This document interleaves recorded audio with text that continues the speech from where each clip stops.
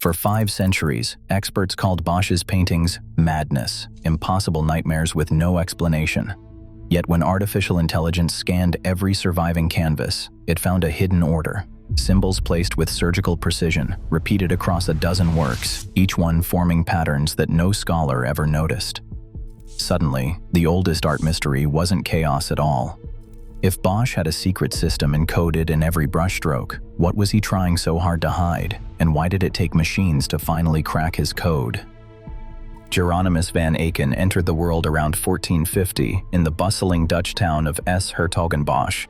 He would later sign his paintings with the name Bosch, a nod to the place that shaped his entire life.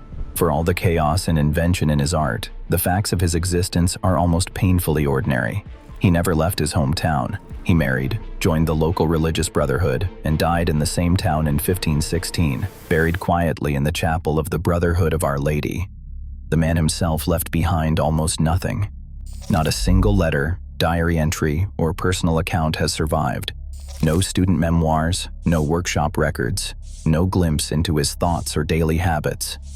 Even the faces of his family and patrons have faded from the archives. What remains is a void, a missing persons case where the only clues are painted in oil and wood. Roughly 25 paintings have been firmly attributed to Bosch. They hang scattered across Europe, from Madrid to Rotterdam and Vienna, each one fiercely protected and endlessly debated. Some are massive triptychs, others are small panels, but together they form one of the strange surviving bodies of work from the Northern Renaissance. Every attempt to reconstruct the artist's life, his beliefs, his motives, his state of mind, runs aground on this lack of evidence. There are no confessions, no manifestos, no explanations. All that survives is the art. The paintings are the only direct testimony Bosch ever left behind. Every brushstroke and symbol is a piece of evidence. In the absence of words, the images themselves become the only possible biography. The mystery of Bosch begins not with the man, but with the silence he left in his place. A wall of painted wood stretches more than 12 feet across, its surface divided into 3 panels that open and close like a set of ancient doors. This is the Garden of Earthly Delights, now housed in Madrid's Prado Museum. The triptych's left wing unfolds a version of Eden. God, Adam, and Eve rest among strange animals, some real, some impossible, while rivers and fountains cut through lush, otherworldly greenery. In the center, the scene erupts into chaos. Hundreds of naked figures swarm through a fantastical landscape, their bodies tangled with oversized birds, hybrid creatures, and structures that defy logic. Pinks, blues, and greens swirl together in a spectacle of pleasure and play, but nothing feels entirely safe. Every corner teems with activity, delicate, bizarre, and a little unsettling. The right panel offers no comfort. Here, the world has collapsed into a vision of hell. Cities burn in the distance, their flames licking the night sky. Human bodies are twisted and broken, tormented by monstrous figures and grotesque machines. Musical instruments become tools of torture. The palette darkens to smoky reds and sickly yellows, and the sense of order is lost. Art historians have argued over these scenes for centuries. Some see a stern warning against earthly temptation, others a celebration of fleeting joy, and still others a feverish dream with no clear lesson at all. The triptych's meaning remains elusive, its symbols stubbornly resistant to any single explanation. Elena Martinez, curator at the Prado, describes the painting as a riddle that refuses to be solved. She points out the meticulous detail, the deliberate placement of every figure and object, and the way the panels seem to mirror and contradict each other. For all its beauty, the Garden of Earthly Delights leaves viewers with more questions than answers, a puzzle designed to unsettle, not to reassure. In Bosch's paintings, the same strange objects and creatures appear again and again, as if they were part of a secret vocabulary. Owls, for example, perch in the shadows of more than 50 panels and drawings, sometimes staring straight out, sometimes half hidden in foliage or architecture. Their meaning is debated, wisdom in some traditions, folly or evil in others. In Bosch's hands, they are never quite at home, always watching, always out of place. Eggs float through the landscapes, cracked open or used as shelters. Ladders lean against nothing, keys dangle from necks or pierce through flesh. Arrows sprout from bodies as if pain itself has become a form of punctuation. Musical instruments, lutes, harps, bagpipes, are twisted into torture devices or used as unlikely weapons. Fish sprout legs and walk on land. Birds wear hats, and human faces peek out from the mouths of monsters. These images are not scattered at random. The same motifs are paired together across different works. Owls near eggs, keys with ladders, arrows with musical instruments. Hybrid creatures, half bird, half human, sometimes with fishtails, form precessions or lurk at the edges of the action. The repetition is too consistent to dismiss as whimsy or artistic habit. It feels more like a system, a set of rules only Bosch understood. Art historians have cataloged hundreds of these recurring elements, but the full count is staggering. Over 50 owls, dozens of eggs, keys, and arrows. The same musical instruments appear in scenes of both paradise and damnation. The pairings rarely change, as if they are words in an unknown language. To the naked eye, these are just details. But when seen together, across all of Bosch's surviving works, the patterns begin to suggest something else, a code waiting to be cracked. Inside a climate-controlled laboratory, conservation scientists work under bright lamps, their hands steady as they position a centuries-old oak panel beneath a lens. The Bosch Research and Conservation Project, launched in 2010, brought together experts from museums and universities across Europe. Their task, to examine every known painting by Hieronymus Bosch using the most advanced imaging technologies available. Infrared reflectography is the first tool in their arsenal. This method sends invisible light waves through layers of paint, revealing the artist's original sketches hidden beneath the surface. On the monitor, ghostly lines appear, preliminary figures, erased animals, entire scenes that Bosch once considered but later abandoned. In some panels, an angel's outstretched hand is repositioned, a monster's face redrawn, or a structure completely erased, replaced by something stranger. These underdrawings are not rough drafts. They are calculated, often more detailed than what finally appears to the naked eye. Macro photography follows, capturing every brushstroke at a microscopic scale. Each image is stitched together, pixel by pixel, forming a digital map of the painting's surface. This allows researchers to analyze the thickness of the paint, the layering of glazes, and the way colors are blended. X-ray imaging adds another dimension, penetrating even deeper to expose the wood grain and the earliest applications of gesso and pigment. Dendrochronology, counting the growth rings in the wooden panels, dates the material, confirming authenticity and workshop practices.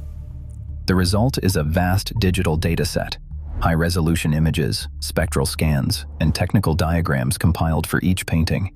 Every correction, every hidden figure, every shift in composition is documented and compared.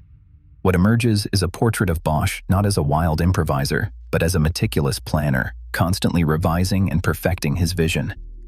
These scientific tools have turned the paintings into living documents, each layer a new line of evidence in the search for meaning. Inside the conservation studio, the Bosch Research and Conservation Project assembled a record unlike anything seen before in Northern Renaissance art. Each panel, some dating back to 1490 and others as late as 1516, was stripped of legend and rumor through a battery of scientific tests. X-ray imaging cut through centuries of varnish, exposing the bones of Bosch's process. Beneath each painted surface, conservation logs recorded layers of change, figures erased and redrawn, landscapes reshaped, symbols shifted from margin to center. In the Garden of Earthly Delights, for example, the original position of Adam's hand was moved, and an entire animal vanished from the foreground. These were not accidents or afterthoughts. Each revision was deliberate, a response to some internal logic that left no written explanation. Dendrochronology provided hard numbers to match the evidence. By counting growth rings in the oak panels, researchers determined the earliest possible felling dates for the wood. The results placed the raw material squarely within Bosch's active years, some panels cut just a decade before his death. No signs of later tampering or workshop forgeries appeared in the samples, confirming authenticity down to the cellular level. The technical team documented brushwork with macro photography, revealing how Bosch layered pigments to achieve luminous blues and sickly greens. Pigment analysis matched the artist's palette to period recipes, with no modern substitutions or repairs hidden beneath the surface. Every compositional change, every material finding, was logged and compared across the surviving works. The result was a forensic map of Bosch's intentions, a record that showed not a reckless visionary, but a painter who calculated every element. These findings became the foundation for all further analysis, ensuring that any digital or algorithmic study would be grounded in the physical reality of the paintings themselves. Amelia Hamrick was a 19-year-old music student at the University of Oklahoma when she noticed something odd in the chaos of Bosch's hell. In the lower right corner of the Garden of Earthly Delights, a tormented figure lies face down, crushed beneath a giant lute. Scrawled across his exposed backside, Bosch painted 5 lines and a scatter of dots, musical notation, unmistakable to anyone trained in reading it. For centuries, the marks were dismissed as decorative, another flourish in a landscape of absurdity, but Hamrick decided to treat them as real music. She transcribed the notes exactly as they appear, mapping each dot to a pitch in the late medieval style. The result was a short, haunting melody, just 28 seconds long when sung at a slow chant. It's not a random jumble. The intervals and rhythm form a coherent phrase, echoing the minor modes of Bosch's own era. When played on the lute, the tune is both playful and unsettling, a fragment of song from the heart of hell. Hamrick posted her transcription online in 2014. The response was immediate, first disbelief, then fascination. Medieval musicologists weighed in, confirming that the melody could have been performed in Bosch's lifetime. Some heard echoes of the motet, a sacred choral form popular in the Netherlands around 1500. Others pointed out the irony, a snippet of music inked on the flesh of the damned, hidden in plain sight for 500 years. The discovery was more than a curiosity. It proved that Bosch's imagery could contain actual, playable information, code embedded in paint, waiting for someone to recognize it. No one could say if the tune was meant as a private joke, a warning, or a clue to something deeper. But for the first time, the idea that Bosch's paintings might hide real messages moved from speculation to fact. Suddenly, every symbol, every detail seemed to demand closer scrutiny. If a melody could be found in the tortured landscape of hell, what else might be waiting in the shadows? Inside a modern lab, stacks of digital scans from Bosch's paintings fed into a neural network for the first time. The process began with a data set of every authenticated work, each image divided into thousands of fragments, every owl, egg, ladder, and hybrid creature isolated and tagged. The team, led by Dr. Marieke Vandenberg, trained a convolutional neural network to recognize not just the obvious symbols, but the subtle patterns of brushstroke and placement that repeat across Bosch's surviving panels. The system was tasked with cataloging every distinct element. It worked through the data, pixel by pixel, building a primitive graph where each node represented a recurring motif. The result was a map of Bosch's visual language, over 3,112 unique primitives, each one assigned a digital fingerprint. Some, like the owl or the cracked egg, appeared in almost every painting. Others, more obscure, an arrowhead, a particular shade of blue, a certain twist of a tree branch, surfaced only when the algorithm compared dozens of works side by side. Each connection in the graph told a story. Keys and ladders clustered together, often found near figures in states of transition or distress. Arrows and musical instruments formed their own network, linking scenes of paradise to those of torment. The neural catalog did not interpret meaning, but it revealed structure, a system of relationships as methodical as the grammar of a language.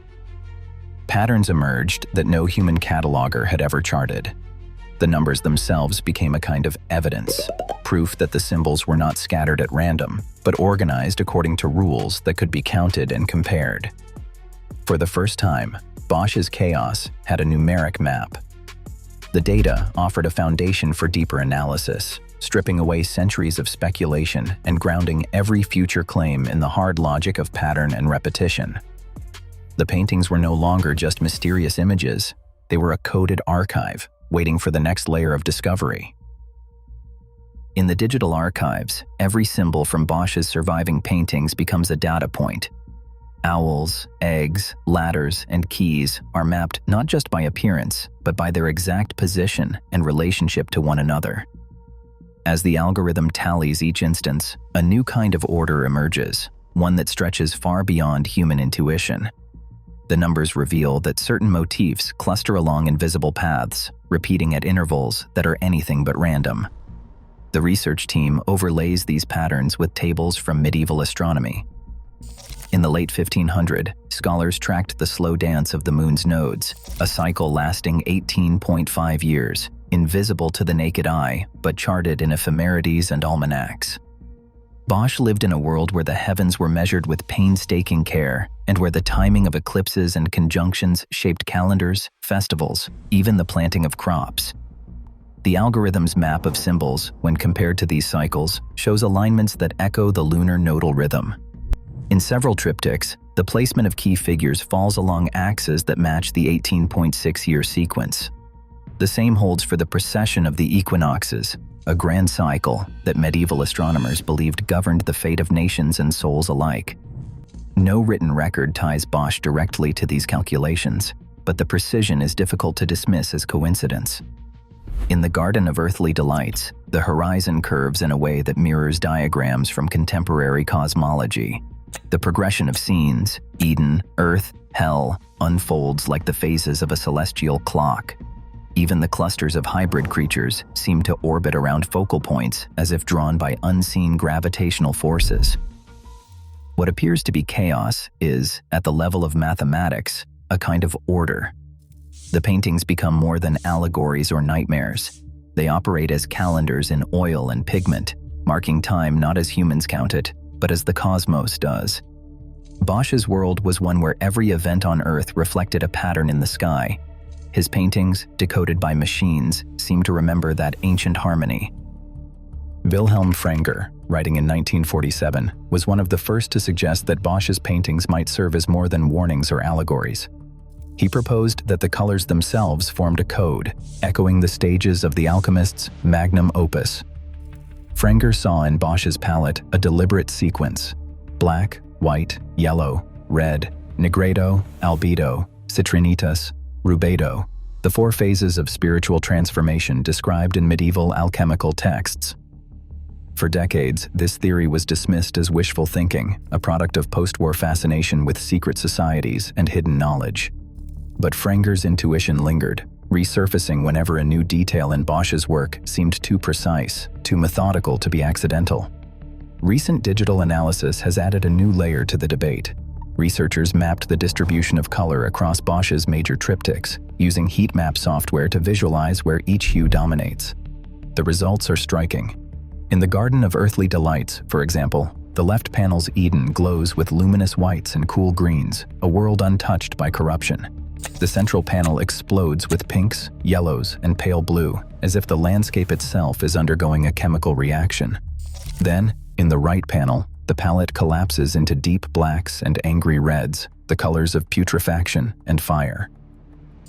The transition between panels does not follow a random path. Instead, it mirrors the progression described in alchemical treatises: purification, transformation, destruction, rebirth. No archival document ties Bosch directly to any alchemical order. Yet, the consistency of his color choices, across multiple works and decades, raises questions. The same four-stage sequence appears in the Haywain Triptych and the Temptation of St. Anthony. Even minor panels, when analyzed, reveal pockets of yellow and red clustered in patterns that match the diagrams found in 15th century alchemical manuscripts. Whether Bosch intended this as a secret message, or simply drew from the visual language of his time, the effect is unsettling. The paintings seem to pulse with coded energy, their surfaces alive with the possibility of hidden meaning. For Franger and his followers, this was evidence of a painter who saw the world not just as it was, but as it might be transformed. A figure with a hollow body, spindly legs of dead wood, and a face peering back over its own shoulder. This is the so-called tree man.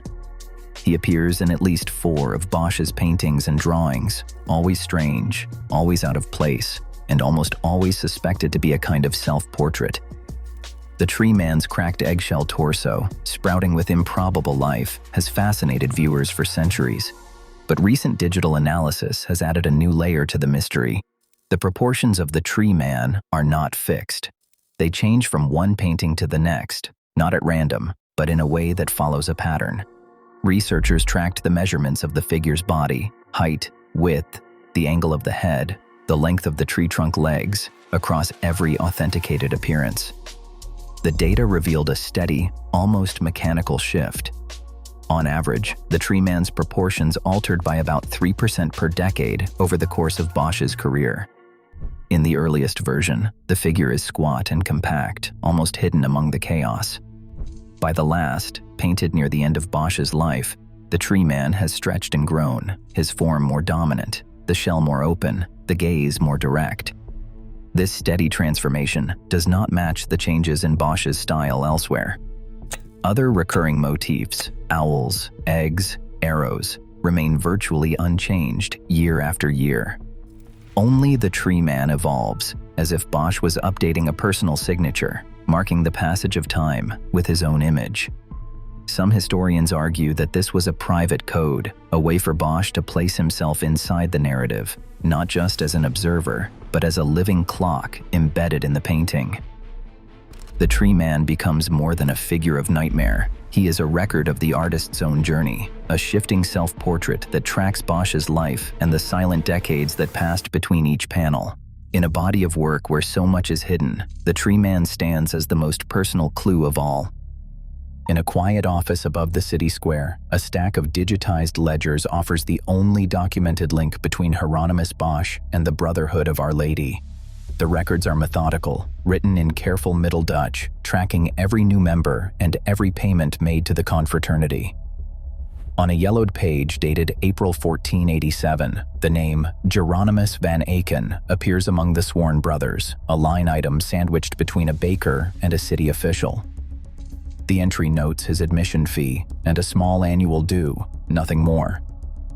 For years, these ledgers were considered routine, the paperwork of a pious guild with a taste for elaborate ceremony. Dr. Els van den Heuvel, a historian specializing in medieval religious societies, pores over these records with a magnifying glass and a skeptical eye. She points out the lack of embellishment, the absence of secret codes or mystical symbols in the Brotherhood's official accounts. The language is straightforward: payments for candles, repairs to the chapel, modest stipends for commissioned art. When Bosch receives a commission for an altarpiece, now lost, the ledger simply records, "Paid to Hieronymus for the painting of the altar." No mention of hidden meanings, no reference to forbidden knowledge. For van den Heuvel, these documents show a guild deeply embedded in the fabric of civic and religious life, not a secret order guarding hidden wisdom. But the ledgers are not entirely devoid of curiosity. Scattered among the financial entries are phrases that stand out. For the keys to the garden, for the tree of life, for the egg of the new dawn.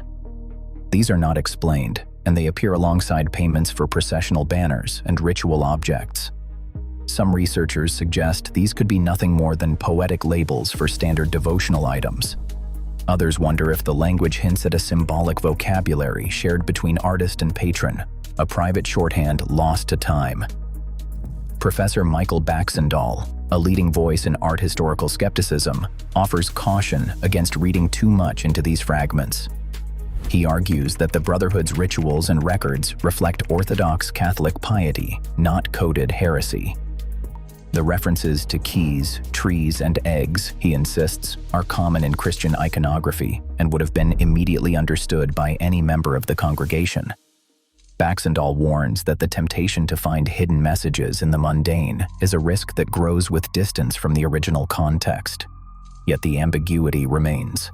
The ledgers offer no direct evidence of secret doctrines, but they do document a relationship between Bosch and a powerful religious institution, one that paid for his work and provided a stage for his imagination.